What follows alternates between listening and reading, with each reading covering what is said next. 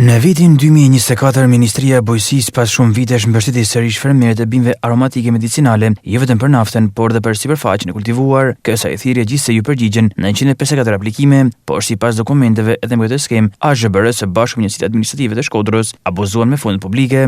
Në listën e mërore të fituesve, 824 fermerë nga Malësia Madhe u shpallan fitues të kësaj skeme, ku për 6345.1 hektar ata morën 190.353.000 lekë të reja, por këto shifra nuk janë reale me sipërfaqen të mbjellave në Malësi të Madhe, pasi për të njëjtën parcel kanë përfituar më shumë se 2 fermerë. AZHBR dhe njësitë administrative rritën numrin e fermerëve dhe të tokës me anë të falsifikimit të dokumentit të AMTP-s. Mesoj se ky abuzim që ka vlerën e 2 milionë eurove tashmë po hetohet nga KLSH dhe auditi i Ministrisë së Bujqësisë. Historia u përsërit sërish te 2025. Kësa herë AZHBR dhe kryetarët e njësisë administrative e rritën numrin e aplikimeve, duke dyfishuar sërish sipërfaqen e tokës së punuar, ku për 1290 aplikime AZHBR kërkon të jepte para për 11430.1 hektar me shërbel dhe livandër. Por kjo tentativë fatmirësisht u ndal pasi drejtoresha Ardita Kuqi mesoi se abuzimi një vitin e parë u zbulu nga Ministria e Bujqësisë. Drejtoresha e AZHBR-s i drejtohet sekretarit të përgjithshëm të Ministrisë, Dritan Palnikaj, duke thënë se nga ato aplikime këtë vit vetëm 470 janë quajtur të rregullta, por që vetëm për 106 fermerë janë ekzekutuar pagesat me një sipërfaqe totale 1203.04 hektar. Ky numër i vogël fermerësh përfituesish tregon realitetin e abuzimit të vitit 2024,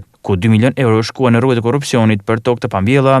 Sipas rregullave të ministrisë, nëpërmjet skemës kombëtare çdo fermer do të përfitonte 30.000 lekë për hektar nga 1 deri në 10 hektarë sipërfaqe, ndërsa fermerët që kanë mbi 10 hektar do të përfitonin mbi 50% e financimit të masës për çdo hektar mbi tavanin. Por e vërteta vit të shkuar qëndroi se për këtë zonë u shpërndan para për tokat e mbjella në letër dhe jo në terren.